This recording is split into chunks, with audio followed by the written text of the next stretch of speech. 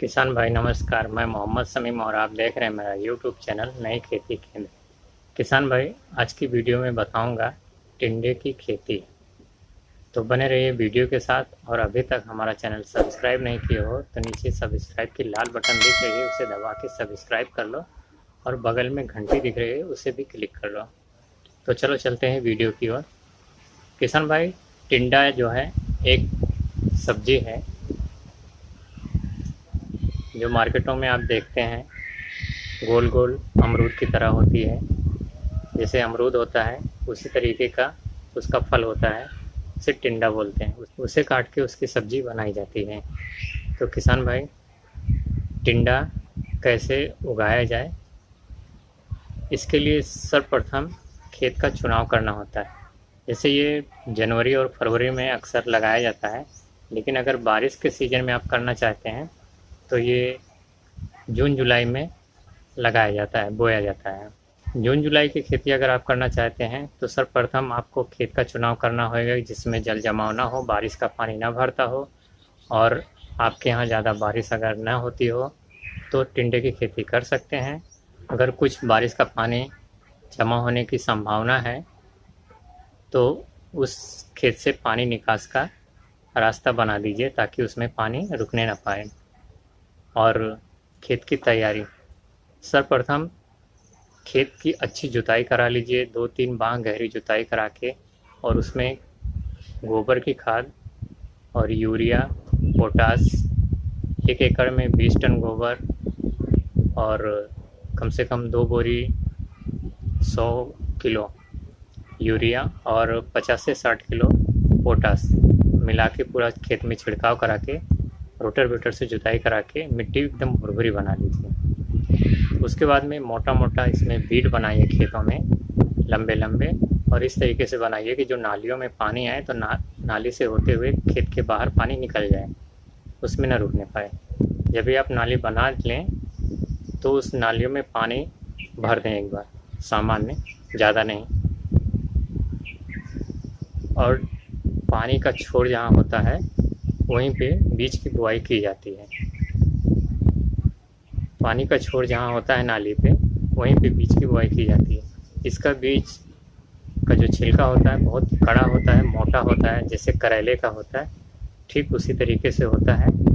तो जिस दिन आपको बोना रहे उसके एक दिन पहले रात को इसको भिगा दीजिए पानी में और सुबह पानी से निकाल लीजिए। फिर इसकी खेत में बुआई कीजिए ताकि इसके जामनेशन में आसानी हो और अच्छे से जामनेशन हो जाए।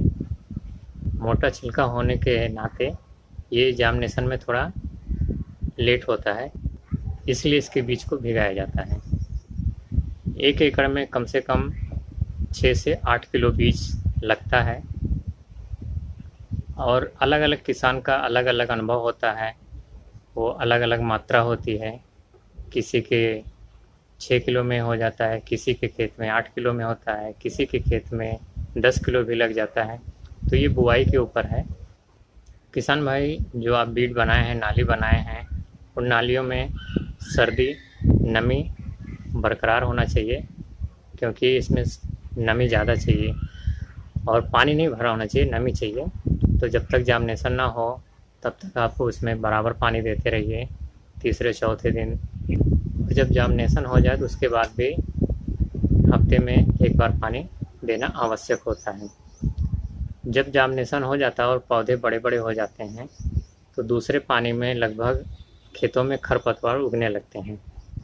तो उन खरपतवारों को निराई गुड़ाई से आप साफ रखिए, खेतों से बाहर रखिए, क्योंकि जब खेत में घास फूस रहता है तो कीड़े मकोड़े ज़्यादा आते हैं और बीमारी लगता है।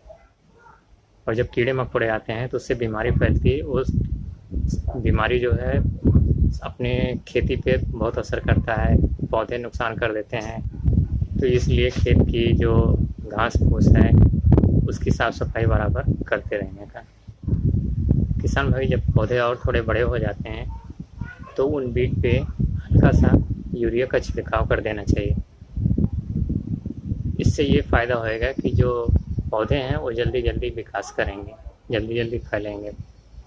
और जब थोड़ा और बड़े हो जाएं तो खेतों में जगह जगह बांस गाड़ के और उन बांसों में रस्सी के द्वारा एक बड़े बड़े छेद वाला जाल नेट जैसा बना लेना चाहिए, ताकि इसके जो लता होते हैं, ये एक लता है, जो इसकी लताएं रहें वो सब रस्सियों को पकड़ के चढ़ती रहें और उसी पे ये झमड़े पूरा।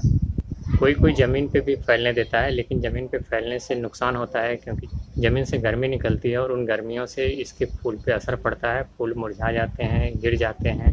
इससे सब्ज़ी पे बहुत नुकसान होगा, पैदावार कम हो जाती है और कीड़े मकोड़े भी ज़्यादा लगते हैं ज़मीन पे। इसलिए इसको झालर दे के बोने में ज़्यादा उपयुक्त है। झालर दे के बोने में बीमारी भी कम लगती है, तोड़ने में भी आसानी होती है और पैदावार भी ज़्यादा होती है। किसान भाई अगर टिंडा बोएं तो कौन सा टिंडा बोएं? ज़्यादातर बीकानेरी, लुधियाना, ये टिंडा ज़्यादा बोया जाता है, मार्केटों में भी ज़्यादा बिकता है। लुधियाना वैराइटीज़ का आप कोई भी टिंडा बो सकते हैं, इसमें पैदावार भी अच्छी है और फल भी अच्छे होते हैं और इसकी बिक्री भी अच्छे दाम में होती है।